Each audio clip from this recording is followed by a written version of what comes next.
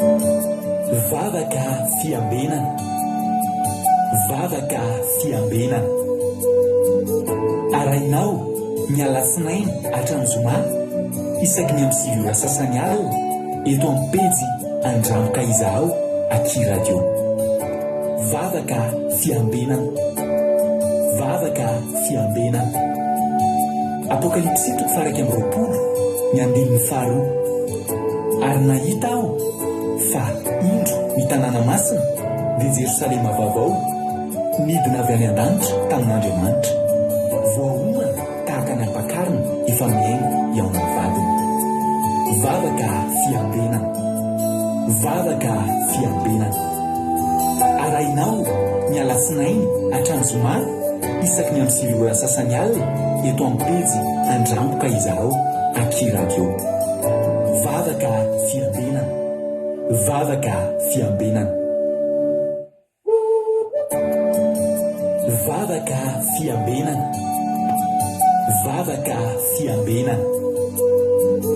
Arainao ny alatsinainy hatrany zoma isaky ny amin'ny 6 sasany alina eto amin'ny pejy Andramboka Izaho Aky Radio. Vavaka fiambenana, vavaka fiambenana.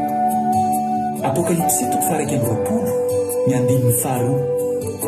Ary nahita aho fa indro ny tanàna masina dia Jerosalema vaovao midina avy any an-danitra tamin'Andriamanitra, voaomana tahaka ny ampakarina efa miaina eo amin'ny vadiny.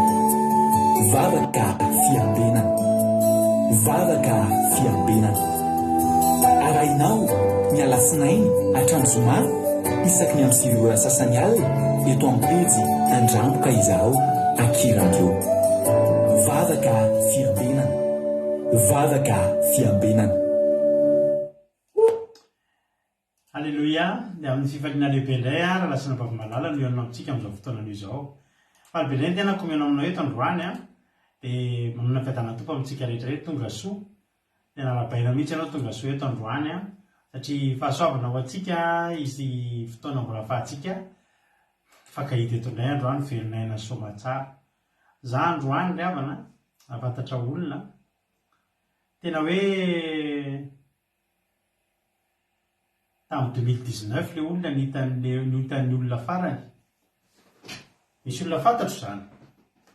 Ety ampanomboany tenenanao hoe mifalia anao raha velonayna soma tsara. Tsara be antsika mifankahita eto e. Raha ohatra misy fotoana hoe tsy hita eto dia manontany tena hoe lasay za ry anina. Fahetretinareo le olona fantatro izay nisy namany hono namany efa nanomboka tamin'ny taona 1970 dia nanomboka tamin'ny 2019 zareo no mifankahita farany.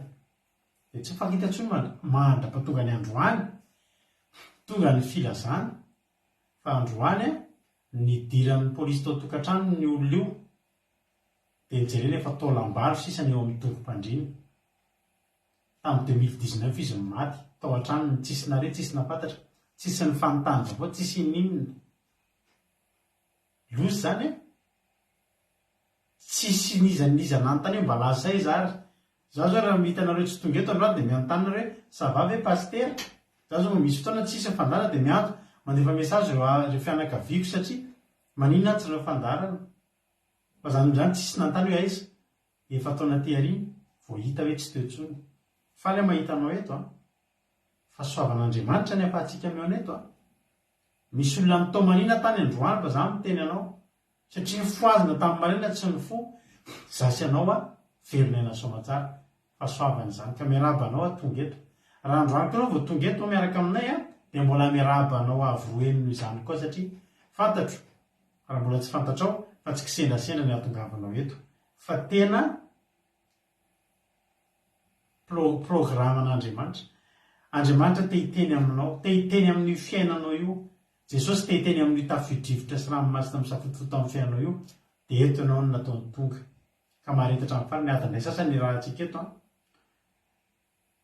antenaiko fa adinay sasany rahantsika afahantsika mifampahery tsy mivoaka eto anao tsy mahery ieno iritsika ieny tenin'Andriamanitra, ieny vavaka, ieny famerabelarina ny tenin'Andriamanitra azoko antoka fa raha nytanondrika ianao iditra eto hitraky ianao hialy eto noany ianao miditra eto voky ianao vomialy eto atory amin'ny fiadanam-po ampilaminatsaina tsara tsika rehefa avy eo satria voky ten'Andriamanitra.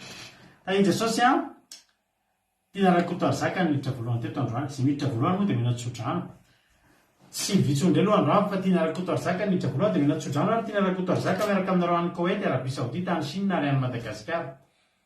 Joba toko 7-20 andininy fahafito hatramin'ny fahasivy. Joba toko 7-20 andininy fahafito ka hatramin'ny fahasivy no tsodrano mena tiana rakoto zaka no ten'Andriamanitra. Fa azo tenena ny azo satria na dia kapaina azy izy dia mbola hitsimboka indray ka tsy maintsy isy solofony. Ary na dia tonga antitra amin'ny tany aza ny fakany ary maty eo amin'ny vovoka ny fotony raha mahare fofondrano izy dia hitsimboka indray ka andrahaka tahaka ny azo tanora ambolena. Alleluia, amen. Na dia tanteraka aminao ilay zany raha nampampitina rakoto ary zaka. Ity toriteny ity, ity fitoam-bavaka ity dia fofondrano ireo hoeninao dia ampaniry anao indray ampitsimboka indray ny fanantenanao ampitsimboka sy ampitombo ilay ny finoanao ka dia tahiny tompo tiana rakoto ary zaka. Manarakaraka azy tao tiana rakoto ary zaka moa eto France. Manarakaraka azy tao Nambintsoa Makrina Koety, Eliza Tsiala Koety Tongasoa, Razana Monika Koety Tongasoa, Sandola Koety, Ajadomona Allemagne, Mami Koety, Tina Sirikoko Chine, Tongasoa Lovely France, Mapiona France, Soameva France, Jesosy Noer Koyama Koety, Moni France, Angelina Diamant Chine, Lantinérina Liban, Lovely Tina efa anteneko teo, Eliza Tsiala Koety, Vavoniova France, Miriara Andrea Malala Madagasikara, Fambeazana Fitahina Antraklanisy Madagasikara, Tongasoa Angelina Andrinasolo France, Marie Jo États-Unis, Azika Patitry France, dia Tongasoa ihany koa Kodaleoni Koety, Selina Rosmina France, Erika Rak France, Itody Raoso France, Ajadomona efa nitononiko teo Tongasoa,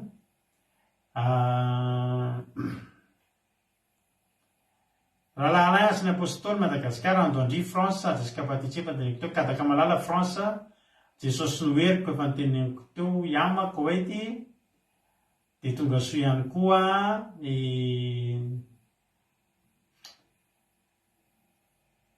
marina mihitsy zany aza fahasoavan'Andriamanitra ao matoy izao antsika.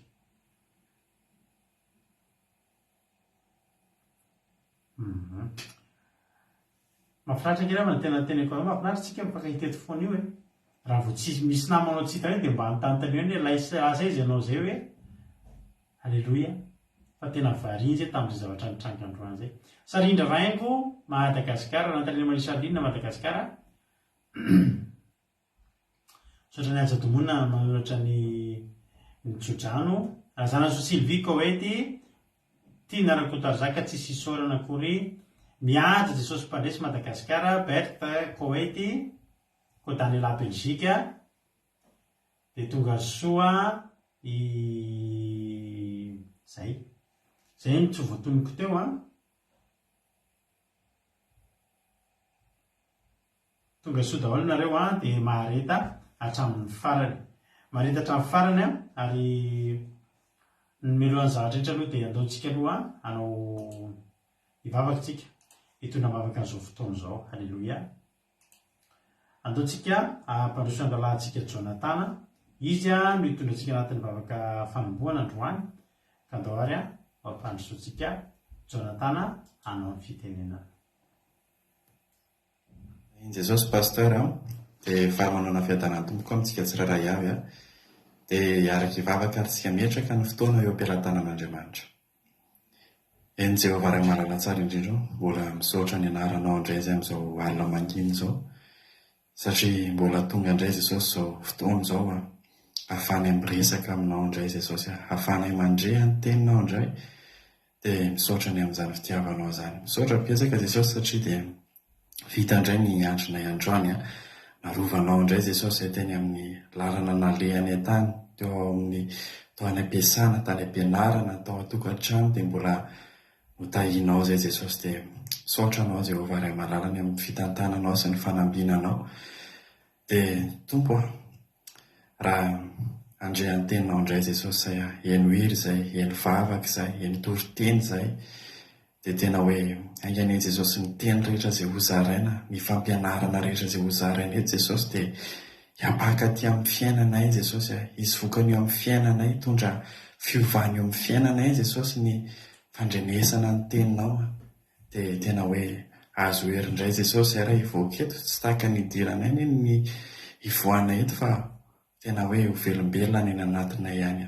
Ho voky Jesosy zay amin'ny fanahinay, ho voky ny teninao, nofinay ho salama, atanjaka izay Jesosy raha mivoaka eto raha misy reratreraka. Dia apetraka eo am-pelatananao na ny connexion raha Jesosy, mba tsy ho tapatapaka izany connexion izany fa mba handeha mba hahasoama tsara, mba hahafanay mino soama tsara ny fandaharana rehetra Jesosy. Dia any koa Jesosy mety misy olona mbola any an-dalana Jesosy, dia maika ny ny fandaharana nefa mbola mety any an-dalana any, dia ianao Jesosy ny an-damantia mba ho tonga soamantsara ao an-trano, mba ahafahan'izy ireo miaino an'izany fandaharana izany koa tompo malala. Dia amin'ny anaranao nanaovako an'izany vavaka izany izaotra Jesosy, voninahitra tianao irery any. Amen. Alleluia. Mankasitraka Andrianandrala Jonathan-tsika tao anatin'izay vavaka matsiro izay netiny tamintsika teto izay. Alleluia. Andriamanitra manankiram-pahasoavana nera la Jonathan amary fitianao tamin'ny asa izay vitanao teto androany. Mitombotsy dia mitombo fahasoavana hatrany, dia maherezitsika rehetra rehetra. Alleluia. Ambadika izany tahitompo fahabeolazana kandapa, izay mbola tsy voarabako teo angamba.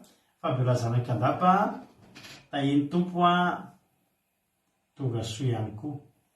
Izay no ela fa eny toritentsika rehefa avy eo fa eny hira aloha tsika. Dia filazana moa dia efa fantatrareo fa rapitso tahaka izao tsika amin'ny valo sasantsika manomboka rapitso amin'ilay alim-bavaka kalazantsika ny fadimy taona ny akiradio. Alleluia. Misaotra anareo, voaray daholo ny video firaritsoa. Andriamanitra maly fitianareo sahady. Rapitso manomboka amin'ny valo sasantsika miaraka amin'ny mampionona aloha tsika amin'ny fandarana misy andrata. Dia aorian'izay dia miditra eto ny tenako mitondra ny vavaka fiambenana amin'ny endriny tsy takany mahazatra, satria dia akalanja ny fadimy taona. Rapitso no fetentsika ny fadimy taona ny akiradio. Rapitso sy amin'ny sabata. Dia rapitso anao alim-bavaka tsy rapitso zany alinalina kokoa. Any amin'ny minuit ihany tsika vao tapitra rapitso. Raha manomboka amin'ny valo sasany. Dia ataovy misimisy ilay voanjo. Alleluia. Misotro kafe kely raha tsy zatra misotro dia amin'izay mba velona tsara daholo tsika rapitso alina. Zany any kely tsy alim-bavaka fa sasakalim-bavaka izany ataontsika izany. Ny tena alim-bavaka parain'ny andro fa ataontsika sasakalim-bavaka satria mbola hiatrika tsika ny sabata rafaka pitso. Alleluia. Dia ho an'Andriamanitra ny voninahitra. Izany andro any tena faly.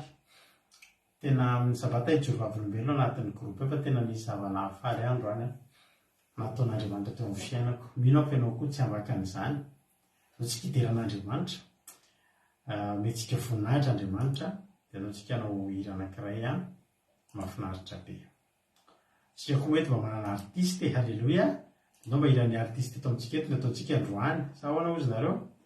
Anao hiritsika atolotra andro ampitiavana be ty hira ny mampiona ty. Ity hira ity no andraisantsika andraisantsika ny toriteny, dia meno finaritra daholo tsika mianakavy. Tsy ny telefoninao koa ny simba raha lasa noir et blanc, fa le cliptsika mihitsy no natao noir et blanc tamin'izany. Meno finaritra daholo ary tsika rehetra rehetra.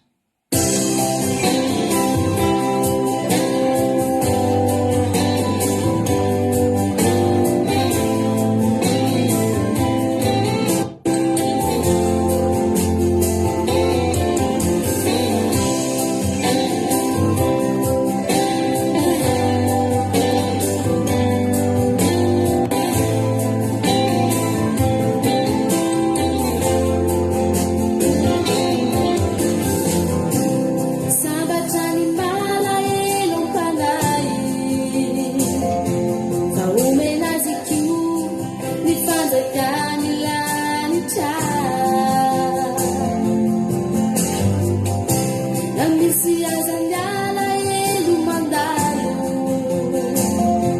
ilaere za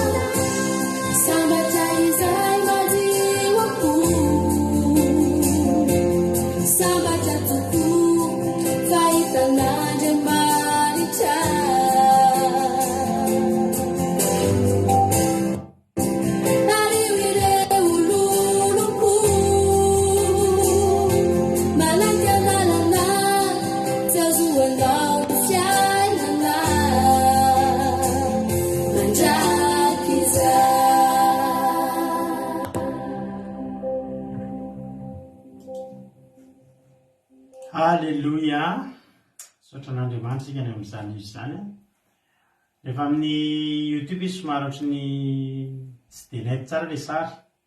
Izy ny mbola manana lecteur-na CD any an-tranony any amin'izao fotoana itenenantsika izao. Izy ny mbola manana lecteur CD any an-tranony any amin'izao taona 2024 izao. Mety efa vitsy a. Alleloia, sotranareo amin'ny hira.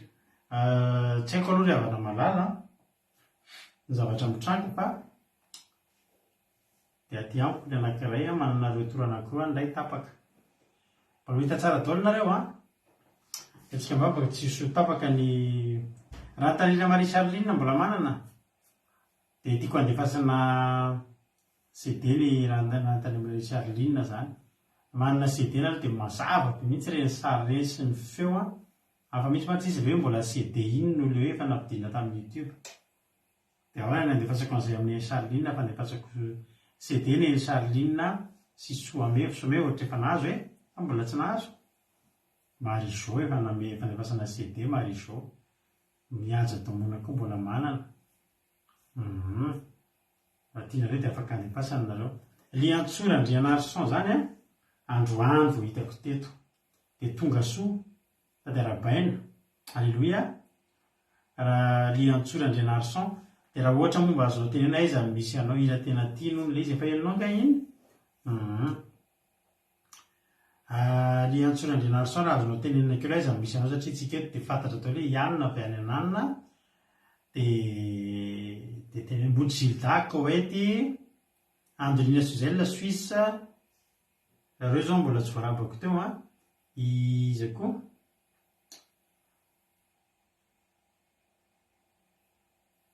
zay nga mbola tsy voarabako mandeha tsara saotranareo saotran'Andriamanitra raha mbola mandeha tsara etsika mavaka mihitsy ny rapitso entina mavaka mihitsy rapitso ny connexion zay mba tsisy sakatsakana azony devoly atao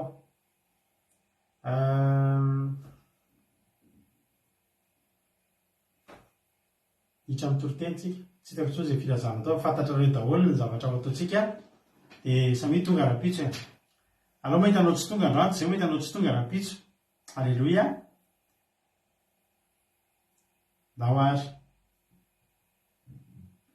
tsy mbola manana pasteur fa nefa ve anao manana lecteur na CD dia nareo zay manana lecteur na CD dia andefasana dia mitenena amina comme MP mino mampino mbola misy any CD ao ngamba raha tsy diso itoparintsika rehetra ndao ary tsika hiditra amin'ny tenin'Andriamanitra tsika tenin'Andriamanitra tsika androany moa dia hoe tandranam-bavitsika aina eto France dia ndao ary to dia ampandrosotsika izy aoriana toro-teny izay ataony moa dia mivelona ty any ny tenako mamelabelatra ny tenin'Andriamanitra alleloia ka dia menofinaritra atao lery isika tsirairay avy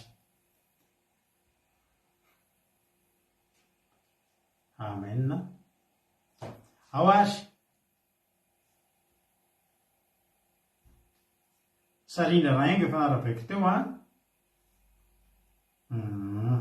rehefa amin'linahy iny Charline ndefasina CD anao rehefa amin'linahy lefa poste amin'linahy le izy ao efa namaly ve Liantso avy any Tamatavo olo Liantso ry havana Tongasoa ny azona nira rehetra Liantso amin'ny YouTube ianao afaka mijery ao amin'ny YouTube dia tapenao hoe Mapion MA''PIOUN zay ny azona nira rehetra ny tompo zoko fianarakoto mbola tsy narabaiko teo ihany koa anniversaire ny ranabaviliana tokoa androany raha misy amintsika manana teny mamy Faritso hoe raha risoan'ny artisanay de Madagasikara tsika ranabavitsika lina fa anniversaire androany misaotra ny amintsika nampatsiahan'izay bon anniversaire ranabaviliana Andriamanitra manaka-pahasoavana ny hitatana sy trotro anao hatrany amin'izay rehetra totanao sy le alehanao fa nilo ny tongotra sy fanazavana ny lalanao any ny tenin'Andriamanitra Jesosy ho kapitenina samykely ny fiainanao hitaridalanao amin'izay rehetra alehanao andry afo raha amin'ny alina ary andro rahona amin'ny atoandro tahiny Jesosy dia bisomamy avy aminay tsirairay avy dao ary zao dia hitra amin'ny tenin'Andriamanitra tsika tahiny tompiaina anao ny fitenenana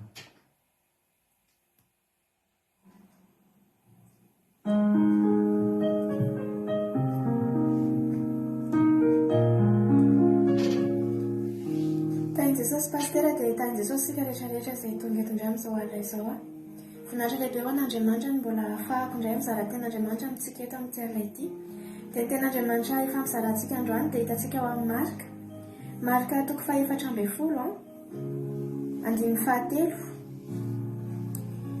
dia ka hatramin'ny fahaenina marika toko faha-efatra ambin'ny folo andimy fahatelo rehefa hitanao dia vakitsika amin'ny anaran'i Jesosy ozy izy ilay soramandro hoe nansoratra vehivavy an' Jesosy tao an-tranon'ny Simona Boka. Ary nontany Betania Jesosy tao an-tranon'ny Simona Boka ka nipetraka ninana dia avy ny vehivavy anankiray nitondra tavoara alabastara feno menaka manitra nisy narida sarobidy indrindra dia nivakiny ny tavoara ka nahidiny tamin'ny lohan'i Jesosy ny menaka. Ary nisy ny sasany tezitra ka nifampilaza hoe inona nanton'izao fandaniam-poana ny menaka manitra izao, fa azo namidy ho lafo tsy omby denary 300 iny menaka manitra iny ka omenany malahelo. Dia tezitra indrindra tamindra vehivavy ireo. Fa ho Jesosy taminy avelao izy nahoana ianareo no mampalahelo azy. Halleloia. Izany isika hatreho ilay tenin'Andriamanitra. Ndao tsika ry havana ifampahery indray androany. Hampahery anao ty tenin'Andriamanitra ity izay ho antsika rehetra izay tonga eto androany. Teto ry havana Jesosy rehefa nisy nanasa izy nasany Simona izy hisakafo tao an-trano. Jesosy teto dia tsy ho avy mba ho an'ity vehivavy ity, fa zavatra hafa mihitsy no natongavany teto amin'ity trano ity. Nasany Simona izy, niara nisakafo tao izy. Vao asa tao Jesosy, izany hoe Jesosy izany raha nandeha tany dia tsy nanomana mihitsy izy hoe andeha ho ary hanasitrana an'ilay resaka amin'ilay vehivavy iny. Fa ny programa izy dia vao asa izy nampatonga anazy tonga tao amin'io tokantrano anankiray io. Fa teto ry havana, nisy zavatra tena nahagaga, nisy fitahinany seho, nisy zavatra tena nakasika fonotranga tao anatin'izany trano izany, tsisy nanapohana izany. Dia androany ry havana, ny fahatongavanao eto androany, Jesosy isaky ny hariva ohatran'izao dia misy fandaharana eto, misy vavaka isaky ny amin'ny 7 sasany ohatran'izao dia misy vavaka foana isan'andro. Manasa an' Jesosy izay araka hivavaka eto, manasa an' Jesosy izay mba ho tonga eto hiteny aminay, ampahery, ampianatra.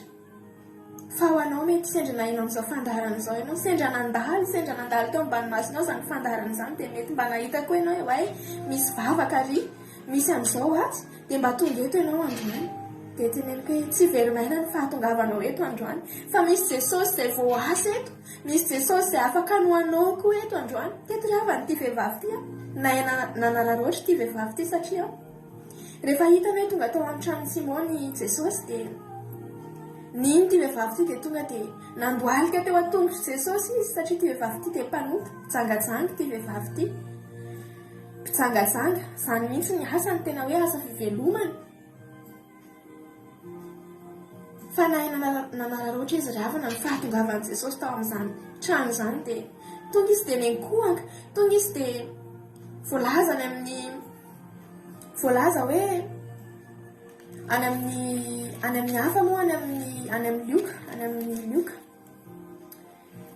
lioka dia misy milaza hoe ny ranomasiny sy ny volondohany nanasany ny tongotry Jesosy, dia avy eo mbola nosorany menaka manitra. Ry havana, ty vehivavy ity ry havana nanararoatra satria fantany hoe Jesosy afaka ny hamindra fo aminy, dia inona no nataony? Ny zavatra tena tsara indrindra teny aminy natolotra ny an'i Jesosy. Ary izany ranomasiny latsaka izany tsy namboamboariny izany, fa tena vokatry ny fony izany. Vokatry ny fony izany ranomasiny latsaka izany dia narotsany teo an-tongotry Jesosy. Dia nifafany tamin'ny volondohany ny tongotry Jesosy. Dia avy eo mbola nosorany menaka ny tongotry Jesosy. Izany hoe ry havana tena endrika fanetreteny, tena fibebahana marina izany. Tsy ny lobavy ity vehivavy ity raha tonga teto, tsy ny teny izy hoe Jesosy azao no nataoko, mamindrafo amiko, tsy ny teny izy na kely ary, fa tonga dia nenkohaka izy. Dia ny ranomasiny no milasaka, matoa ry havana misy ranomasiny milasaka dia tena avy any anatin'ny fo izany, amin'ny zavatra miloaka lalina avy any anatin'ny fo izany, ary miteny betsaka no miteny avoaka ny vavy izany ranomasy izany. Ary teto dia voakasika ny fon'i Jesosy satria ireo olona izay nanasa azy ireo tsy nisy nanao an'izany, tsy nisy na dia nanositra menaka ny lohan'i Jesosy ary, fa ity vehivavy ity tany amin'ny tongony mihitsy ny tonga dia nenkohaka, tena nanetry tena ambany izy teo an-tongotry Jesosy. Dia voalaza ry havana any amin'ny lioka. Any amin'ny lioka any ange ho jerevantsika ange, any amin'ny lioka toko fa 7 manao hoe osy jesosy hoe katoko fahafito andiny fahafito ambe fapontsy rehevatsika izay teny izay osy jesosy hoe ary amin'izany dia lazaiko aminao voavelany elombe fa be fitiavana izy. Halleloia. Sambatra ity vehivavy ity ry havana, sambatra izy fa nahainana raroatra dia androany mampahery anao za, mampahery antsika rehetrarehetra za na efa tety foana ianao na voasendrina andala ianao dia ho anao mihitsy mety manamelo tena be ianao amin'izao fotoana izao, mety tsy milama mihitsy ny sainao, mety nanoty ianao, mety nisoloky olona ianao, mety nanao izay nampalahelo ny hafa ianao, mety nangalatra ianao, mety nampalahelo namanao ianao, mety misy zavatra tsy mampilama ny sainao mihitsy amin'izao fotoana izao. Dia na ny ara-panahinao ary na ny asa an'Andriamanitra izay ataonao ary mety mampisalasala anao, mety koa ianao mbola tsy nivavaka mihitsy fa tena mbola tao anatin'ny ditra taona maro, mety ka hatramin'izao iray tenenako izao mbola tsy nafantatra an'izany bebaka, tsy nalana an'izany bebaka izany ianao. Fa androana ry havana, ninona zavatra izay vitanao tany aloha tany, ninona mety fahotana vitanao tany aloha tany sy ny zavatra izay manahirana ny sainao ka mety anameloanao tena hitenenao amin'i Jesosy mihitsy hoe tia za Jesosy, izao ve nataoko Jesosy, tena tsy mendrika Jesosy, tsy mendrika Jesosy. Fa androany izany na inona degré an'izany zavatra nataonao izany. Raha mahay manararoatra ianao androany, raha mahay manararoatra tonga eo atory Jesosy ianao androany bebaka sy fonany dia mbola vonona ny amelanao izy ary tenanao koa izy hoe voavela ny elony be, voavela ny eloko be satria be fitiavana ianao. Ina moa zavatra indrasan'i Jesosy aminao ry havana androany dia ianao tonga miaiky, mandoalika amin'ny fonao mihitsy ny tenenanao hoe tia za Jesosy miaiky anatin'ny fonao ianao ary manolotra ny fonao an'i Jesosy ianao hoe Jesosy manomboka androany dia atolotra anao ny foko, atolotra anao ny fiainako sy ny momba ana rehetrarehetra. Tsy voatery ianao ry havana hiteny androany, tsy voatery hoe za Jesosy nanao an'izao dia nanao an'izao dia nanao an'izao dia izao no nataoko fa hitan'i Jesosy izany, hitan'i Jesosy tsisy miafina amin'i Jesosy izany ary matoa ianao mbola tonga eto dia mbola fitiavan'Andriamanitra anao izany, mbola tiany ianao ho voavonjy, mbola tiany ianao ho voavela heloka. Fa androany ry havana, araroatra izany fahatongavan'i Jesosy eto izany fa mbola vonona ny amelanao izy. Hoy ny ten'Andriamanitra hoe anio ny famonjena, tsy homaly izany ary tsy rapitra izany. Mety efa nivavaka ianao, vita batisa ianao, mety efa mibebaka ianao maly fa mety mbola ny zavatra mampetipetina ny fonao. Dia mety ozy koa ianao andraso alao rapitra aleo amin'ny herinandro fa mbola tsy vonona. Tsy ry havana androany ny famonjena, ny rapitra izany mbola tsy fantatrao izany na ho avy na tsy ho avy, mety sanatria ho faty ianao raha alina dia tsy ho tonga hatrany izany rapitra izany. No maly izany koa efa lasy izany fa androany amin'izao fotoana hatongavan'izany ten'Andriamanitra izany dia eto Jesosy afaka amelanao izy ary tena tianao Jesosy, fantany ny zavatra ataonao io, fantany ny toe-ponao io ary fantany ianao raha tena vonona hibebaka marina ianao hanome tsara indrindrany aminao. Mety tsy manana menaka ianao, mety manana menaka koa ianao hatrany manana menaka mandra zavatra lafo vidy kosa ianao hoe tia atolotra amin'i Jesosy. Tsy izany ry havana, tsy voatery anao an'izany intsony ianao fa ny fonao io mihitsy, ny fonao atolotra amin'i Jesosy, ny aminao manontolo atolotra an'i Jesosy ary manomboka androany raha vonona ianao ny bebaka dia tena asehoy an'i Jesosy hoe asehoy an'i Jesosy amin'izay manomboka androany fa tena mibebaka marina tokoa ianao. Aza miverina amin'ny fahotanao taloha intsony, aza miverina amin'ny zavatra ratsy izay nataonao sy vitanao intsony, aza miverina amin'ny ditra izay efa vitanao tany fa hovay amin'izay ny fiainanao manomboka androany fa miaraka amin'i Jesosy ianao. Ozy ny ten'Andriamanitra sambatra izay voavela heloka sy voasarina ny fahotana, tsisy olona manam-pahasambarana tahaka an'izany hoe voavela heloka izany ry havana. Ianao io androany afaka ny mbola ho sambatra ianao ary mbola misy fanantenana ny aminao satria mbola tonga eto ianao, mbola velon'aina dia aza manamelo tena fandahoanao tahaka an'ity vehivavy ity. Tonga eto Jesosy, mety tsy ho anao ny hatongavan'i Jesosy eto fa mety hampahery olona hafa, mety nisy olona hafa nanasa anasitrana olona fa raha ianao manararoatra an'i Jesosy hoe za koa Jesosy, za koa Jesosy mba te ho voavela heloka, za koa Jesosy mba te hanana anjara dia tia za Jesosy fa vonana andray anao Jesosy. Ary mbola hiteny aminao koa Jesosy hoe le toy any ten'Andriamanitra teo amin'ny Loka toko fahafito amin'ny andiny valo amby efapolo manao hoe dia hoy izy tamindra vehivavy voavela ny elokao. Halleloia. Tena ny bebaka marina tokoa venao androany, vonona ny ala amin'ny fahotanao venao androany, vonona manolotra ny fona ho an'i Jesosy manontolo venao androany, dia tena aminao koa Jesosy hoe voavela ny elokao. Halleloia. Tsara nge zany, fahasambarana nge zany ry havana, tsy zavatra ambony lavitra mihoatra n'izany voavela eloko izany. Afaka hanananao ny zavatra rehetra fa raha tsy voavela ny elokao dia zava-poana ihany ny zavatra ampelantananao, zava-poana ihany ny fahaizanao sy ireo fanananao ireo sy ireo rendrarendranao ireo, zava-poana eto amin'ity tany ity ihany zany, fa ny fanahinao ho very, fanahinao ho very raha toka ka tsy voavela eloko ianao. Fa raha voavela eloko ianao ka nefa tsy manana zavatra be dia be eto amin'ity tany ity, mety mbola tsy ozy ianao hoe za ary ity mbola départ zéro indray fiainako, mbola vao tady asa indray aho, vao hanao an'izao indray ahoana indray ny toy ny fiainako, fa manomboka eo ry havana rehefa voavela eloko ianao dia misy fiainana be omeny Jesosy ianao, misy lalana misokatra ngeza be, lalana omeny Jesosy ianao ary fiainana be no omeny Jesosy ianao, dia aza manahy ianao fa sambatra izay voavela eloka, sambatra ianao raha nahainana loatra tamin'ity androany ity. Dia mahereza ry havana, tena tianao Jesosy voninahitra ho an'Andriamanitra izy ihany. Halleluia.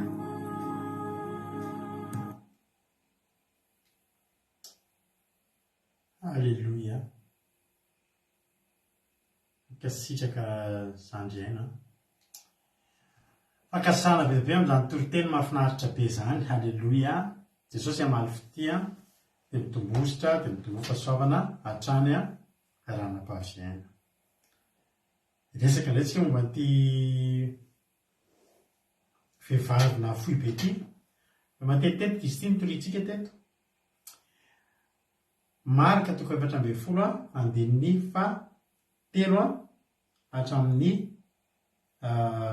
fahaenina moa no vakiny aina, fa ny atao hatramin'ny andininy fahasivy.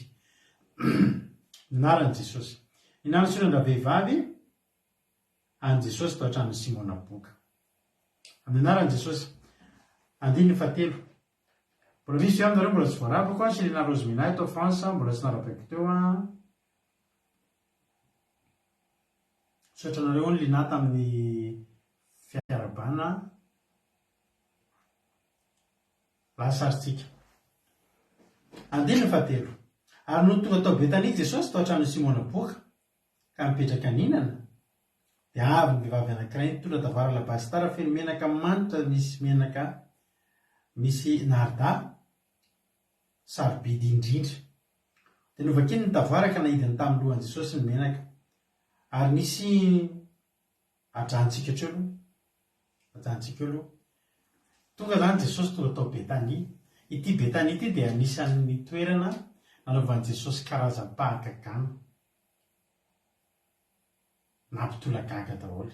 Voalohany indrindra Simona Boka io, fantatsika moa fa ny zavatra rehetra nataon'i Jesosy tsy voatantara tao amin'ny baiboly daholo, fa hoy ny ten'Andriamanitra raha izay rehetra nataon'i Jesosy ny tantaraina dia ny boky manerana ny tontolo izao ity tsisy omby an'izany, satria be dia be loatra ka tsy voatany fa nitsongaina ihany no hitantsika tao anatin'ny filazantsara ireo ny zavatra nataon'i Jesosy. Fa tao anatin'ny olona ny sitraniny ty Simona Boka ity tsy hoe boka ntsony izy teo, fa ny anarana zany ohatrany misy olona mpisotro toaka be taloha, dia ozy ny hoe ianona rady mamolava iny ohatra ozy ny olona. Tsy hoe zao izy mamolava fa taloha izy zay ny nahitana azy. Ity Simona ity zany tsy hoe boka ntsony izy teo, fa boka izy io taloha, dia fa zay ny nataon'ny olona anarana. Misy Simona maromaro tao amin'ny baiboly, tsy na tamin'izany androany, tao ry Simona Petera, ry Simona Fariseo. Dia ity zany Simona Boka, izy ny ratsy indrindra tamin'ny Simona zany. Ka izy io dia naman'ny Lazarosy sy Marta sy Maria. Nisy ny Lazara ny olo tany amin'ny lovatsofina tany ariana tany hoe vadin'ny Marta ity Simona Boka ity, fa tsy voamarina moa zay dia alohantsika tsy mety tsy izay ny resantsika. Tsika zavatra voamarina daholo tsy ny antenentsika eto. Dia tonga tao Betania indray Jesosy, ary mahafinaritra Jesosy miditra ao amin'ny Betania io. Ny dikan'izany Betania zany dia izao, trano nindra fo, trano misindra fo zany, trano pasoavana ary trano mpitahiana. Zay ny dikan'ny hoe Betania. Ary tena toerana anankiray tena voatsodrano zany Betania zany, trano misindra fo, trano misy fahasoavana ary trano misy fitahiana. Dia mahafinaritra Jesosy ny tonga Betania. Ary tao Betania anjaran'ny Simona zany efa tsy boka intsony, fa zay moa no nahafantarana azy hoe Simona boka. Simona boka napetrahan'i Jesosy hisakafo. Efa tsy fanasitranana boka fa nadiovana bokana intsony efa firaha misakafo sisa. Dia nipetraka ninana izy. Dia marina tokoa ny teninena teo. Hisakafo amin'ny Simona boka no natokavan'i Jesosy. Nisy an'ity vehivavy ity dia avy raha vehivavy. Avy ny vehivavy anankiray. Zany hoe zao zany, tsy Jesosy ny tady an'io vehivavy hoe aiza no misy anao raha vehivavy, fa le vehivavy no nikatsaka ny Jesosy dia fantany fa any amin'ny Simona boka izy androany, fa tsy eny an-tendrombohitra, tsy eny amin'ny sarababem-bahoaka, fa ao an-trano Simona boka. Ny vahoaka ny andry an'i Jesosy any anananany. Fa ity vehivavy ity kosa niavaka tamin'ny vahoaka. Ny vahoaka ny andry izay andalovan'i Jesosy. Manao rehefa mba sy nialeo kely rehefa miala any fa mbola anao zavatra kely aloha zaho e. Manao mbola tsy any any ve? Mbola tsy any e. Ay, andaloha mipasoka kely, aloloha. Ity vehivavy ity tsy tahaka izany. Fa ity vehivavy ity dia niavaka teo amin'ny olona rehetrarehetra teo izy. Niavaka teo amin'ny olona rehetrarehetra teo izy tsy niandry an'i Jesosy ho tonga. Tsy niandry an'i Jesosy ho tonga izy ry havako. Fa nitady an'i Jesosy izy. Toe-po mila anantsika izany. Aza miandry ianao, anaterana toriteny, anaterana fotoam-bavaka. Fa mitady ianao hoe aiza no misy fotoam-bavaka ny aloha. Amen. Dia fantany fa ao amin'ny Simona boka, izy tsy te halala. Na ao amin'ny Simona boka, na ao amin'ny Simona faritra, na ao amin'ny Simona Petera, na aiza na aiza. Fa tsy reny koa ny tediaviny. Tsy lantana izy sao dia mbola boka. Zany ny problème. Fa ny problème raha vehivavy, mila mahita an'i Jesosy izy. Mila manao hetsika ho an'i Jesosy izy. Ary nisy vehivavy, adiavy ny vehivavy anankiray, nitondra tavoara alabastara feno menaka manitra, nisy naridasy tsara bidy indrindra. Tena zavatra valeur be mihitsy zany ity netiny ity. Voalohany, le tavoahangy alabastara dia tavoahangy saro bidy. Tavoahangy vita amin'ny vato izy io. Vato no amboarina. Amboarina misy fomba fanamboarana azy, lasa ohatran'ireny hoe le vera sarobidy be reny. Dia izy io fragile be, dia tandremana mafy fa lafo vidy be. Dia izy io fitondrana zavatra sarobidy, ohatra hoe menaka sarobidy, matetika menaka. Fa ny fanaon'ny olona dia izao, misy sarony izy io, misy sarony spesialina fataon'ny olona dia rehefa ampiasana io dia ilay sarony no potehana. Fa tsy avoaka an'ilay mokamanitra an'ilay menaka zany dia idina mafy be ohatr'ireny bouchon ana divay ireny izy, ohatrohatr'izany. Dia iny bouchon iny no potehana rehefa ampiasa ny zavatra anatiny, dia mitady an'ilay bouchon vaovao indray. Ny bouchon no potehana. Izay ny fanaon'ny olona. Ny bouchon no potehana fa ny tavoahangy tahirizina. Ny endra vehivavy indray tsy izay. Ny tavoahangy mihitsy no potehana. Io tavoahangy io mantsy mbola ampiasain'ny olona amin'ny zavatra hafa io. Entina anaty ao zava-tsarobidy, dia lany iny dia asiana zava-tsarobidy vaovao. Mbola azo ampiasaina. Fa ity vehivavy ity nanapa-kevitra fa ny sarobidy rehetra eo aminy, Jesosy ny ampiasany azy farany. Tsy nanan'eritreritra ampiasany eo amin'ny toeran-kafa intsony izy, hozy hoe tsy mila tavoahangy intsony amiko. Fa ny sarobidy indrindra netiko teo oetiko eo atongo sy le lehilahy sarobidy indrindra ao fiainako. Tsy misy nizaniza hitondrako an'io menaka manitra intsony. Dia nivakiny. Zany dia toetran'ny olona rehetra nahitan'i Jesosy. Petera napetrany sy niarato izay zava-tsarobidy teo amin'ny fiainany. Miantoka ny fiainan'ny Petera zany arato zany. Fa rehefa nahitan'i Jesosy izy dia napetrany niarato. Elisa rehefa nahitany Eli, andeha hanaradiany Eli, dia niangady nombo mihitsy no ny potipotehana nataony kitay, ary ny omby fiasany no nataony sakafo nanaovany feloman'ny olona. Izany hoe teo ny farany nampiasany an'ireny. Io le vehivavy io zany dia tsy nanandrakandana izy tonga teto, fa fantany ny ataony, ary anaty fandresendahatra mihitsy hoe eto amin'i Jesosy tia ny atao.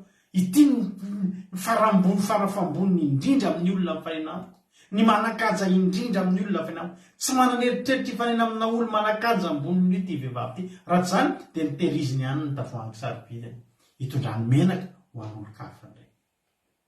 Fa zao ny tao anatin'ny sainy ny sarobidy indrindra. Io matsy dia nareo tsara le teny. Novakiny le mitondra tavoahangy alabastara. Efa nazavako ny alabastara no dia efa sarobidy. Feno menaka manitra koa sarobidy. Fa tao anatin'le menaka manitra nisy narda sarobidy indrindra. Narda zany dia zava-maniry.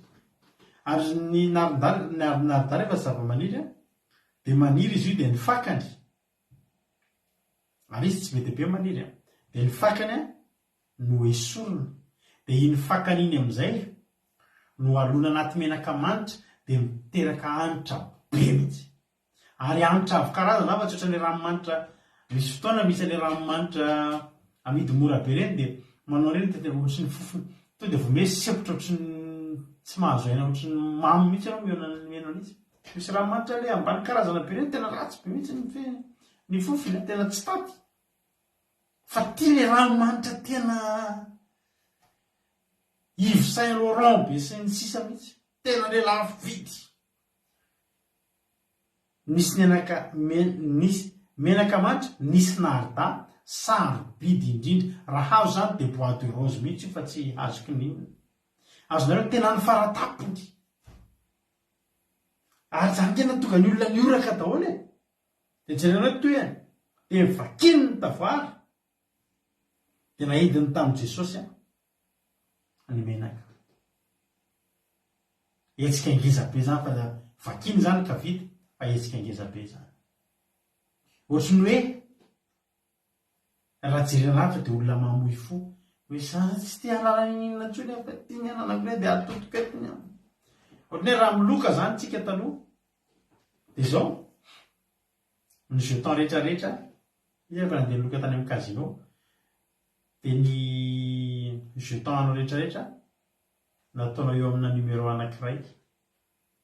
Toy izany hoe na mahazo dia mahazo be, na tonga dia resy tanteraka. Ity vehivavy ity tsy niloka akory izy. Fa ity vehivavy ity tena hoe misy ranomanitra tena zany hoe saratra misy ranomanitra ambany karazana ratsy be tena aza manao an'ireny ry havana. Aleo tsy manao. Dia taiza moa tsika tena vakiny le izy.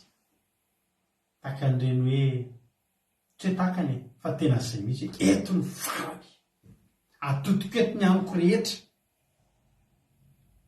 Tonga dia mivakiny le izy dia nahidiny tamin'ny lohan'i Jesosy ny menaka. Taitra ny olona andiny vevatra. Ary nisy ny sasany tezitra ka mipabla zay. Inona ny ataon'izao fandaniam-poana ny menaka manitra izao? Nanaitra le izy satria na ny tavoahangy lafo vidy, na ny menaka efa manitra, ny zavatra tao anatiny narda sarobidy indrindra. Nefa le izy tsy nomena ny mpanjaka, tsy nentina tany anaty musée, tsy naranty tany anaty tranom-bakoka isan-karazany tany, fa natotona teo amin'ny lohan'i Jesosy. Ny vakina dia narotsaka teo amin'ny lohan'i Jesosy. Indray mandrotsaka. Taitra ny olona satria tsy fahitan'ny olona zany. ary ny olona rehetra tsy avy anao an'izany mandrak'izay eo amin'ny fiainana. Tanao tsika ohatra mahita zavatra gagatsika izany hoe dia ataon'ity olo ity. Misy olona gaga amin'ny zavatra atao ataon'ny olona. Amin'ny olona ireny a fandaniam-poana. Inona ny aton'izao fandaniam-poana menaka manitra zao? Tena tsy misaina mihitsy nareo. Manino vadimo azona mihidy ho lafitsomby tena ry telonjato iny menaka manitra iny ka nomena ny malahelo dia tezitra indrindra tamin'ny ravehivavy tonga dia kantiny to dia andeha calculna ny olona midika an'izany hoe azona mihidy ho lafo tsy omby denari telonjato dia farafakeliny denari telonjato. Raha mihidy maika zany iny varotra mora vente à perte dia telonjato denari. Zay ny valerany le menaka fotsiny fa vidina tavoangy alabastara mbola tsy voakanto teo. Zany hoe tavoangy alabastara mety ohatrohatr'izay koa ny vidiny avoroeny zany io mety any amin'ny 900 denari zany ny tena totaly vidiny zavatra na fon'ity vehivavy ity. Taitra ny olona, taitra daholo ny olona. Misy olona manan-karena tamin'ireo. Misy olona efa nikirakira vola teo. Zavatra mpikirakira vola. Fa mbola taitra ihany satria ngeza le zavatra. Inona ny ataon'izao fandaniam-poana menaka manitra izao? Misy olona mahita anao manompo an'Andriamanitra io dia fandaniam-poana io izy ny olona. Andao antsika mba hiresaka amin'ny vazaha. Za tsy fantatry ny any ampiasako hoe manao fandarina ohatr'izao zany. Na ny sefako tsy mahafantatra hoe manao fandarina ohatr'izao amin'ny alina. Fa raha fantana zao dia teneny rada aza miaro toroby zany fa ny asanao aty ilana matanjaka tsara ianao ampitoromaso tsara na ny saina na ny vatana na ny fanahy. Tena teneko aloha sahako ny teny fa raha ny sefako ny mahita ana hoe amin'ny ray sasany maraina foana vao matory isan'andro tena tsy maintsy teneny rada ovay zany fa sao dia tsy zarazary amin'izany ny asanao. Fandaniam-poana zany. Tsika miaro tory io mety na olona ao an-tranonao ihany raha dia mety miteny hoe inona ny anton'izao fandaniam-poana zao manina raha matory. Eto amintsika zao misy olona tsy avelan'ny vady maharaka fandarana. Tsy hoe tsy tiany ilay fandarana fa tsy tiany ny vady ny aro tory fa ozy izy vadiny hoe matory aloha raha pitsy mijery division fa reraka amin'izany ianao raha marary ianao dia hoanina atao. Zany hoe amin'ny vadin'izay olona zay zany zao mbola fandaniam-poana aloha zao zavatra zao. Inona ny anton'izao fandaniam-poana zao? Hoe andro sabata ray manontolo zany atokanao hivavahana tsy voahanao ny trano nefa ny ao daholo ny mandeha ny tsena ny marché rehetrarehetra ny business rehetrarehetra ny activité rehetra ny fivorim-pianakaviana izarana lova rehetra eo daholo sabata io daholo matetika dia misy manontany anao any ambadinadikany inona ny anton'izao fandaniam-poana? Fandaniam-poana zany hoe mandany amin'ny tsisy dika fa tiantoka perte nge zany. Inona no anton'izao fandaniam-poana zao? Ny mpianatra nefa no miteny an'izany. Midika zany na mbola velona 100 taona teo ary Jesosy dia tsy ahita ny mpianatra anao zavatra ohatr'izany. Aza miteny anao nahakasika an'i Jesosy ny hetsika nataon'ny vehivavy. Nahakasika an'i Jesosy ny hetsika nataon'ny vehivavy. Ny valera zany nataon'ny vehivavy io vakitsika. Andinivadimy azona mihidy ho tsy omby denari telonjato iny ilay menaka manitra iny izy mena amin'ny malahelo. Averiko aminao zany hoe raha tsy maika zany ianao vatra mety lafinao 500 denari io. Dia andaontsika ataontsika eo amin'ny atsasatsasa eo amin'ny enanerany ary sady tsy maika sady tsy maika ny tsy taitra 400 denari zany. Dia andao ataontsika hoe vidin'ny tavoangy tavara alabastara dia ataontsika hoe ataontsika mora 200 denari. Dia zany ataontsika hoe 100 denari zany ny valeur. Na mbola ohatra re dia ahenantsika dia boriborisika 500 miady varotra kely. Vola voaloham-bola fa ekeo dia atao hoe 500 denari zany. Mafantatra hoe izy nanome an'izany zavatra zany. Vehivavy mpanota, vehivavy janga.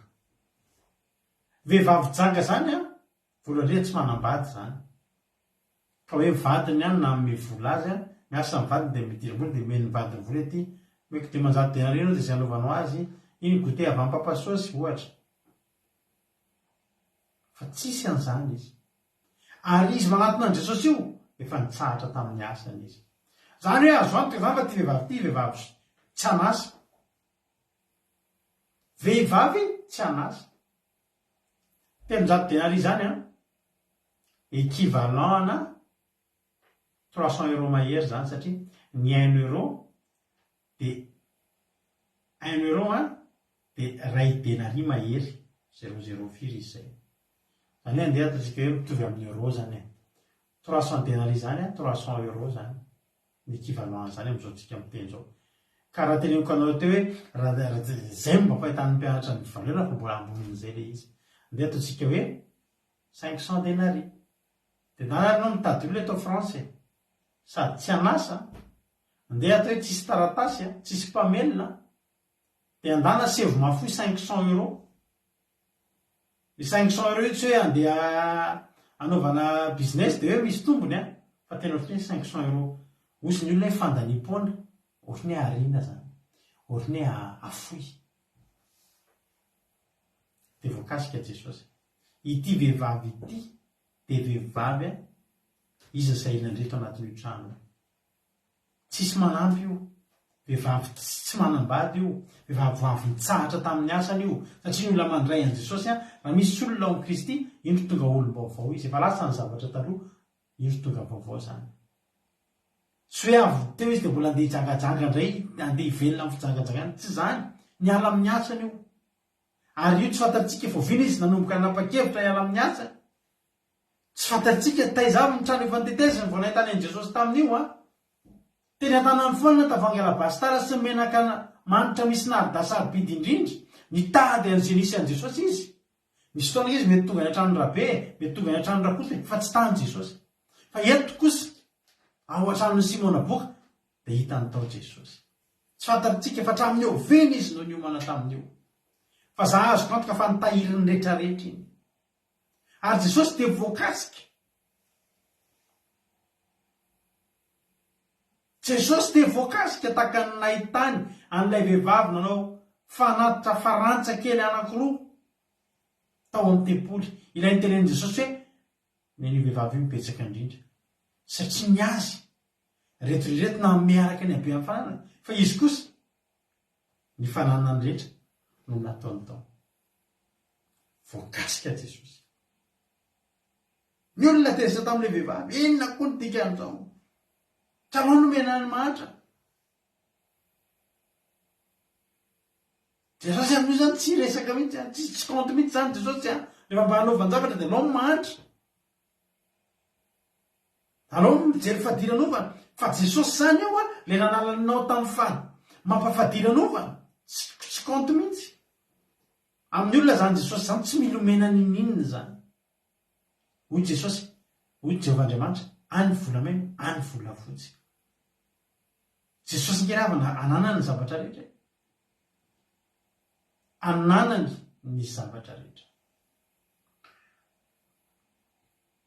tsy Jesosy mihitsy no voavidinao amina menaka manitra misy narida tsy Jesosy mihitsy no voavidinao amina zavatra valerina telonjato denari fa lay toe-po kosa makasika an' Jesosy tanteraka hoy Jesosy hoe zao aloha ny tenen'i Jesosy voalohany teneny ny olona andeha nipahenina hoy Jesosy taminy avelao izy nahoana ianareo no mampalelo azy zany aza ataonareo malahelo izy fa mahita amiko nareo Jesosy anay manomboka androany any amin'ny toko hafany io a de fiandrasan'ny olona fotsiny Jesosy resaka aminy foziny olona hoe hitakeo ary fa olona mpanoty io tokony ho fatany fampanota any amin'ny Luka toko 7 andiny 7:30 ary noho nahita zany ny ray fariseura nasazy de nanao anakapo hoe raha-paminany ty de mahalala io vehivavy io mahalala vehivavy manindry azy io sy ny toetrany fampanoty io everiny olona fa tsy fantatry Jesosy everiny olona fa tsy fantatry Jesosy io vehivavy io mpamotaka io e nefa nisan'ny volondohany vehivavy io ary vo isan'i Jesosy asa anatin'ny fony io ilay hitan'i Jesosy le manana maso taka an'le lafo le mahitany miafina rehetra le mpamantatra ny fo mpahalala ny fo sy mpamantatra ny fo mpahalala ny fo sy mpamantatra ny fo azafady hoy Jesosy nahazo ny teandra teto avelaonareo izy fa manoana rao mampalelo azy asa sony nataony tampo fa ny malahelo dia tamiko mandrakarivo ary naovinavina ny tianareo anaovana asa soa aminy dia mahazo manoa nareo fa za kosa tsy mba ho eto aminareo mandrakarivo efa nao izay azony natao izy namonjy ny tena ka namboarany ahaleviny izy any amin'ny toko hafany tenen'i Jesosy misy teantra hoe nareo eo sisy tsy nafoy zay za misy azay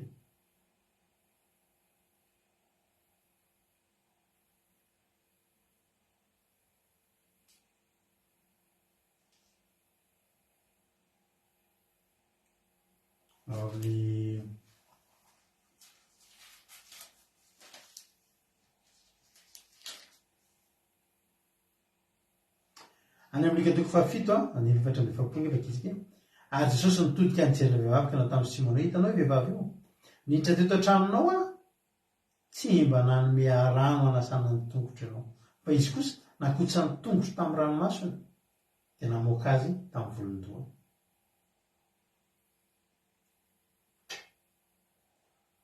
inona ary natonga nyity vehivavy ity natao zavatra otriny io nanao ohatra Jesosy eto amin'ny lika toko fahafito any andiny varika ambinipolo nisy fananana nisy fampianarana ataon'i Jesosy nisy rolavo izy nanana ny mpanana vola anankiray trosa indray nanana ny delany dimanjato ary indray kosa 50 ary raha tsy nanakaloha izy rolahy dia samy navelany ka izy amboa amin'ireo no dia azy indrindra sy manana namaly hoe ataoko fa ilaina hamoizana bebe kokoa dia ho izy taminy marina ny hevitra ty vehivavy ty mpamita ary fantatry ty vehivavy ty mivesatry ny fahotany ary fantany fa hamelaheloka azy Jesosy nafoy zavatra angeza be sy tsara be ho an'i Jesosy ty vehivavy ity satria fantatry io vehivavy io ny lanjan'ny fahotany navelan'i Jesosy ny ndreto mpiandreto mety 50 denary misy olona ravana tsy nanota teo amin'ny fiainany tsy mahakasika azy mihitsy zareo vao vela heloko izany fa ho an'ny olona tena nanota be dia rehefa vao vela heloka dia tena matsapa hoe tena tiana be ahy dia izany ty vehivavy ity niaraka amin'ny fahotany izy no saronany tamin'ny fafoizana zava-manitra tonga dia voasarony izay ny fahotany hoy Jesosy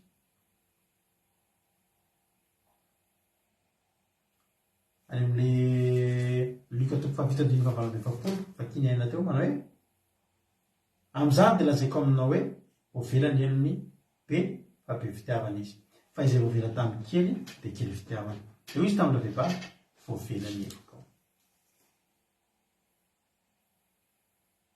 endrika fibebahana nkena ataony tsy mitenitsondrika Jesosy mafola anao zakena anao an'izao fa tonga dia ny ranomasony ny mipatrapatraka misy fotoantsika manoloana an'Andriamanitra tsy mahateny ninina ntsony tsisy nina voateninao ntsony fa tsapanao loatra hoe be loatra ny tokony ho tenenina dia ny ranomasonao sisa no mipatrapatraka ny ranomasony ity vehivavy ity ampinanasana ny tongotr'i Jesosy tsy sasapiso fa tena sasaina izany hoe be dia be mihitsy ny ranomasony satria tsapany loatra fa betsaka ny zavatra tokony be ny navela taminy ry avako sary lasa tsisy dikany taminy inona ozy izy zay tavoangy alabasy tany inona zay menaka manitra miaraka amin'ny minaridasarbidy indrindra raha miohatra amin'izay nafony Jesosy fa dia fiaina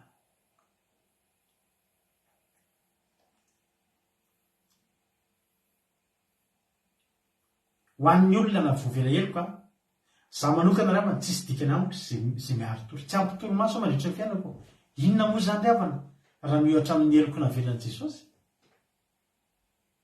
inona moa zany za misy fotoana za kotendraindray a manao long courrier za ndraindray rehefa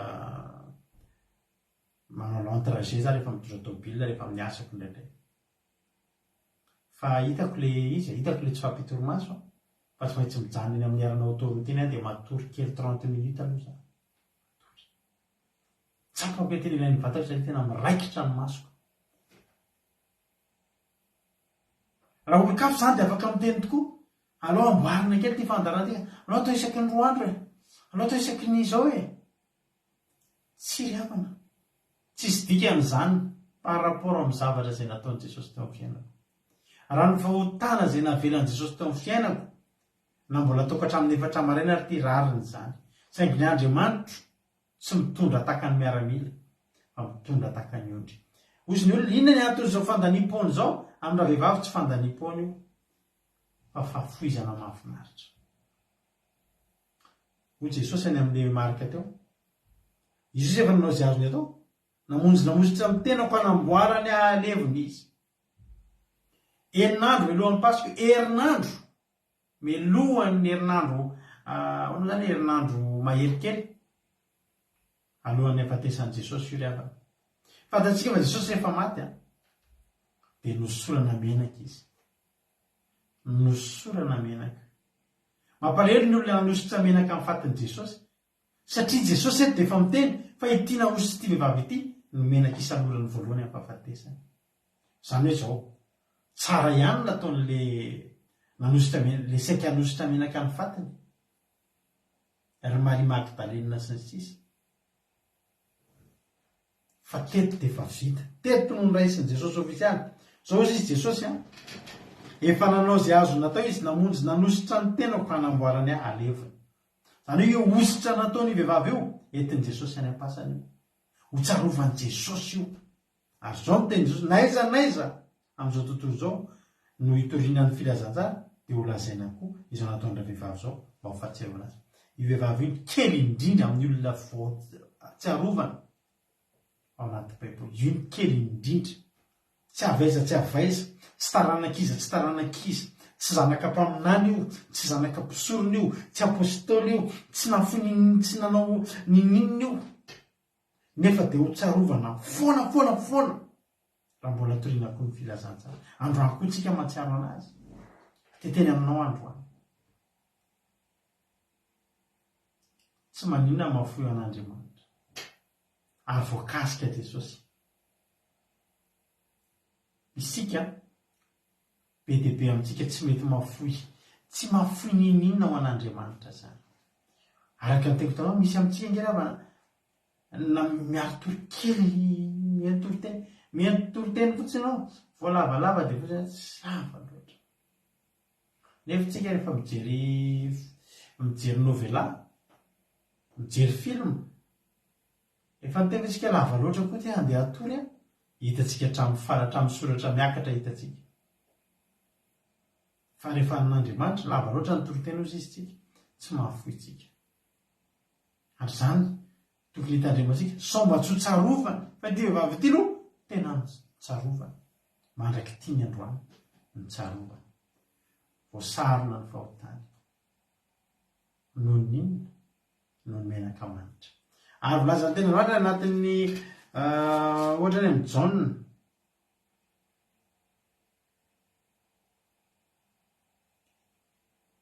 any amin'ny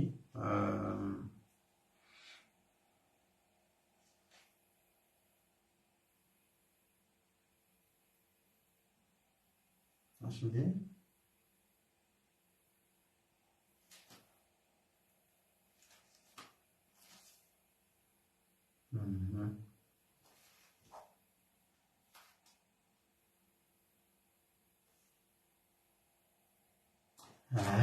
amin'ny Jaune toko 12 andininy 7 vakitsika azafady. Alleluia.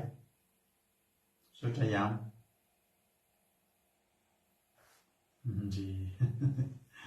marina torika izany teninareo zany. Jaune toko 12 andininy 3. Ary Maria rehefa naka menaka manitra nisy narda sady tsara no sarobidy lahanja n'ilay livatra dia anositra ny tongo Jesosy sy nahoaka azy ny tonga tavondoany ary feno ny anitry ny menaka ny trano. Hitanareo io trano io teo tsy nisy hanitra ninina, sakafo fotsiny tao. Fa nietsika nataon'ity vehivavy ity rehefa mivakiny ny menaka manitra indrindra teo aminy, Jesosy vao ositra, ny olona rehetra tao an-trano nare manitra. Inona moa ny zavatra tiana lazaina? Nietsika sy ny fahafoizina nataon'ity vehivavy ity, ny paka sy ny etraika tany amin'ny olona rehetra teo aminy, na niza tonga teo, na adala na endry na madio na maloto, feno anitry ny menaka izy ny trano. Zany hoe nietsika nataon'ity vehivavy ity nitahian'Andriamanitra dia mipaka tany amin'ny olona rehetra. Na amenatra amin'ny mpianatra angerafany izany ny fofona manitra, mbola tsy niheno hatramin'izay zany tamin'ny alan'ity vehivavy ity zany no eny voalohany. Tsara ny tompo, tianao Jesosy. Maniry dia maniry tokoa mba maniry ianao an'izany. Hoe Jesosy nietsika izay ataoko, nietsika izay ataoko Jesosy, ny asanao izay ataoko Jesosy, oka hanenika ny trano. Mitory tena ianao dia hanenika ny trano, hoen'ny olona rehetra, dia hare mamerivery ny olona, dia hahery ny olona, dia voakasika ny olona, dia hamenika ny trano, hanenika ny trano, nietsika rehetra izay ataonao. Jesosy vao ositra, halleloia, hotsarovana mandrakizay vehivavy io. Voavela aloha ny elony melohan'ny zavatra rehetra. Fa ny zavatra nataon'ny vehivavy io koa, hotsarovany olona rehetrarehetra. Hoe izay ilay fofona. Tsy nisy any fofona manitra tao raha tsy nafoy vehivavy io namaky ny tavoahangy. Vonona ve ianao hamaky ny tavoahangy sarobidinao ho an'Andriamanitra. Fanontaniana mipetraka amintsika rehetrarehetra izany. Ndao hanompo an'Andriamanitra. Inona ny ampelantananao? Vola, ndao hanompo an'Andriamanitra. Fahaizana, ndao hanompo an'Andriamanitra. Fahalalana, ndao hanompo an'Andriamanitra. Talenta, ndao hanompo an'Andriamanitra. Hery sy tanjaka sy fahasalamana, ndao hanompo an'Andriamanitra. Fa zany ny ampisintsika rehefa. Ary za miteny anao fa tena na misy azy ny fahotanao afaka ho voavela amin'ny alalan'izany zavatra etsika ataonao zany. Dia eny ny fofona manitra, menaka manitra, fofony menaka manitra ao Andriamanitra. Fa meo alalana izy. Meo alalana izy ahafahany mandre. Tahaka ny ahoana ny fofony ny menaka anatin'ny tavara labastaranao iny fa tian'Andriamanitra ho eny zany. Iny ny kantoko hotsarovana foana izay nataon'ilay vehivavy. Io nietsika farany tao Betania nataon'i Jesosy. Ary azo lazaina fa raha tao Betania Jesosy ny zarana zany hoe nanadiorany Simona boka, nanatsangana ny Lazarosy, nanozina aviavy. Hatramin'izay Jesosy ny zara. Fa tonga ny fotoana na nahazo kadô indray Jesosy. Narida tena pure. Alleluia. Amen. Ataontsika apiditra appel anankiray tsika. Ohatra tsy mety miditra ilay appel, ohatra ny tsitako ilay appel na io ilay appel. Alleluia. Ataontsika ampandroso ary alohantsika. Zaso aloha faranako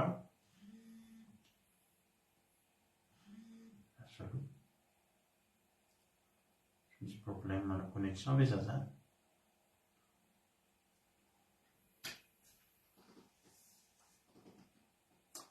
Eny ary ndao atsika mpandroso andralantsika tojo aloha, izy no hiaraka amintsika hitondratsika ao anaty fizarana fahatsapana amin'ity androany ity. Tompo raha latojo inona ary no nahakasika anao tao anatin'ny toriteny. Jesosy tsika rehetra dia mankasitraka amin'ny pastera sy ranavavy ena tamin'ny toriteny fa nampahery sady nampianatra. Dia ny tena nahakasika anahy hoe le peuple vehivavy mitondra tavoara.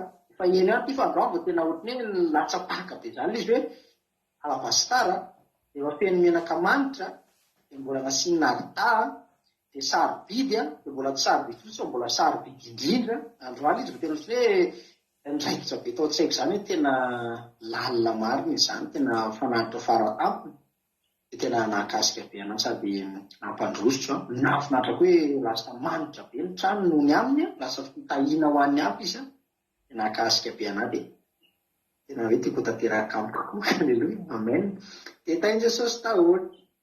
Aleloia, tainy tompo rahalatojo mankasitraka indrindra amin'ny fandraisana anjara. Aleloia, Andriamanitra manakirepasomina ny amaly fitianao de tahin'ny tompo hatrany hatrany. Aleloia. Mbola misy antso ianareo akiradio, radio akiradio ny compte efa soratako eo io. Raha misy aminareo mbola mazoto izy ara-patsapana de omenanareo hatrany ny fitenenana, afaka miditra amin'ny appel ianareo Aleloia. Raha misy tsy voaterisy koa nefa. Aleloia. Rehefa tsy zay ary de andaontsika hiaino hira hivavatsika ao aorianan'ny tira ity. Jesosy nafony aino anao, inona kosa ary mba hafonao azy.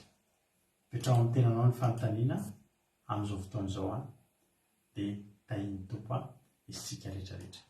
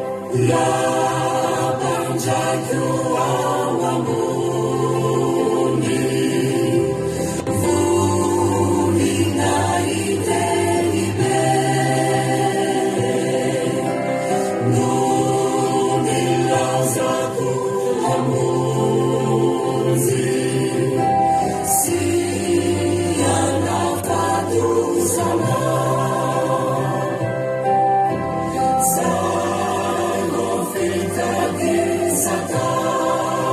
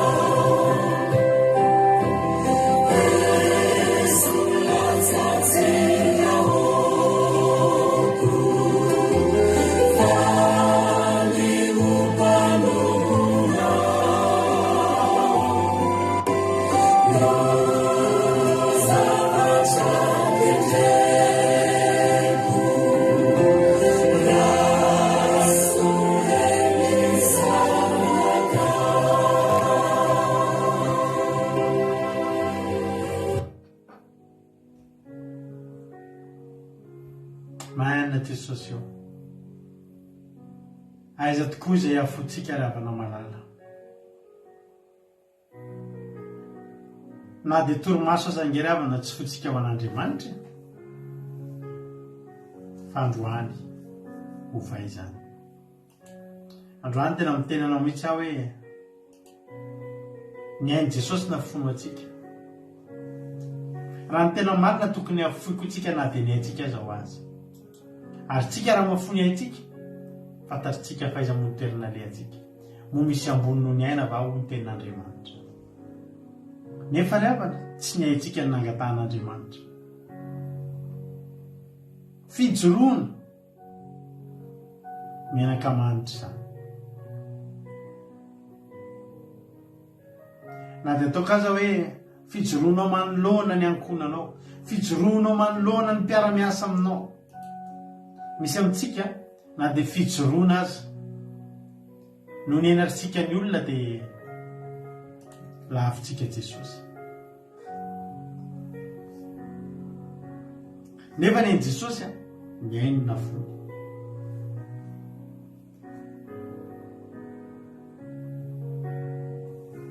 Ty teny aminao ary avana manao hoe mianarana ty vehivavy ty ianao. Tianao hoe ho tsarovana ianao. Taovy manentoento ny mianakamanitra. Aza mitsitsitsitsy aina, aza mitsitsitsitsy tanjaka, aza mitsitsitsitsy volana, mitsitsitsitsy arena raha mbola ho an'Andriamanitra zany ravana. Ary za miteny anao fa ny atsika ataonao tsy avelan'Andriamanitra ho raraka tany. Tsy ny kobonin'i Jesosy ny fofona manitra menaka io, fa nataony miparita karanerana ny trano mba fantatry ny olona hatrany an-tokotany any hoe menaka manitra izy za manentoento zany. Hoy Jesosy an'ilay vehivavy zany. 2023 tsika zao mbola resahana raha vehivavy satria nakasika loatra ny Jesosy ny zavatra nataony. Mety misy amintsika eto mbola tsy nanao zavatra nakasika an'Andriamanitra zany hatramin'izay niainantsika. Mbola afaka manao an'izany. Saotra Jesosy tamin'ny afatra izay voapita teto androany. Saotra fa tahinao ny connexion tsy tapaka. Saotra ny amin'ny fahasoavana rehetra izay nomenao Andriamanitra. Fa tena tsy takatry ny sainay ny fahasoavana avy aminao. Saotra sy mideranao izay mankalaza sy manome voninahitra anaranao fa tsara indrindra ianao. Betsaka mizatra tiany angatahana raha tonga teto Jesosy androany aho fantatro fa ny fahatongavanay nangeta hitanao teto mitondra ny rano ny menakamanitra teto aminao teto dia fantatro Jesosy fa akasitraka an'izany ianao. Dia volisy Satana faritra amin'ny ranao afaka kanao dia litera ray aza tao anatin'izay vona fahafatretrarehetra izay androany. Manao an'iny voninahitra saotra sy ny dera ary ny haja ambony indrindra. Alleluia. Amen. Ivavatsika amin'izao fotoana izao amin'ny firenena ndao mpandrosikana navavatsika Angela avao Chine. Izy zany ivavaka ho an'ny firenena. Tany tompo anavavy Angela anao ny fitenenana.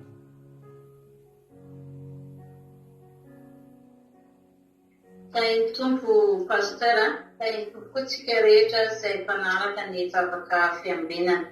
Hiaraka vavaka azy amin'izao fotoana izao. Jehova ilay malavanay eo. Mankasitraka tamin'ny teninao. Saotra tompo fa nahazo sakafom-panahy aminao indray izahay tamin'ity an'ity. Mankasitraka ny amin'ny jiranao tahato ampony tsirairay avy Jesosy malalo.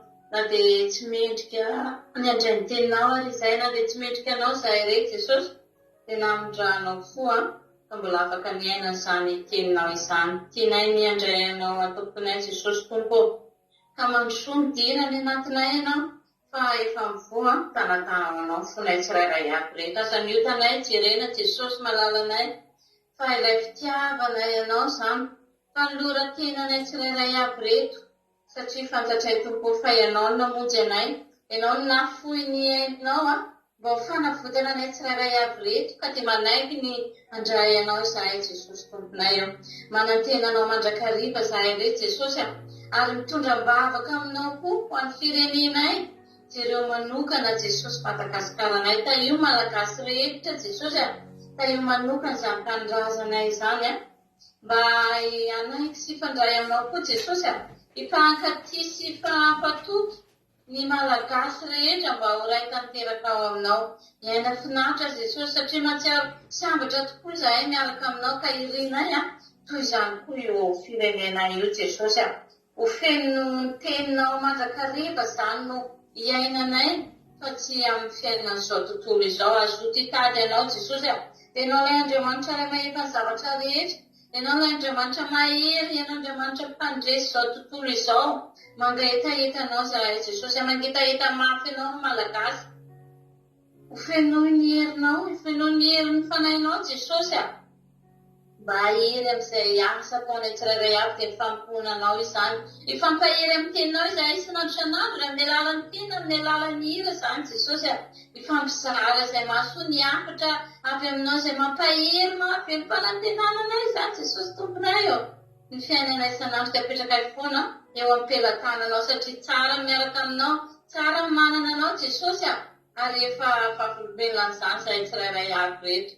Vonany joro ho anao mandrakariva izahay tsy menatra izahay Jesosy na izanaiza firenena misy anay dia atanjaka mandrakariva izahay Jesosy ijoro ireare mihitsy izany ny zanak'Andriamanitra Jesosy tompo ampaherezo hatrany izahay tsirairay avy reto amin'ny fahasahinay amin'ny fanofonanao ary azoto hatrany hitady ianao tsisy hokipina ho ketraka na ho kamokamo fa mazoto mandrakariva miaraka aminao mankasitraka tompo tianay eno ivavakay apetraka feno ampelantananao izany Halleluja, amen.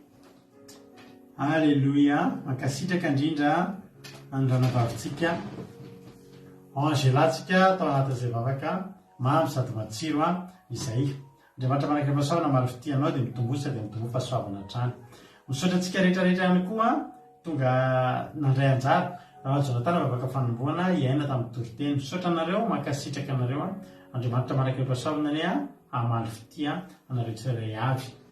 Misaotra anareo koa tonga niaraka tamin'ilay teto fa raha tsy teto nareo dia nangingina teto zay dia mitombosa tsy koa nareo dia mitombo fahasoavana, mitombo finoana raha mbola tsy tonga amin'irao lanitra Jesosy sy ka atainy tompo velona soamatsatsy rapitso amin'ny valora sasantsika amin'ny meto indray.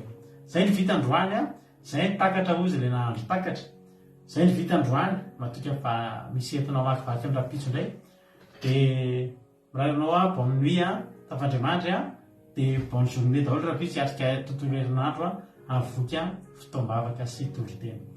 Akiradio point radio indre 345.com fa mameno onjapeo akiradio misy toriteny isaky ny adiny telo amin'ny ray amin'ny efatra amin'ny fito amin'ny folo maraina dia misy toriteny ihany koa amin'ny ray amin'ny efatra amin'ny fito arivo. Sa hoe tahiny tompo daholo maheresitsika rehetrarehetra. Amen.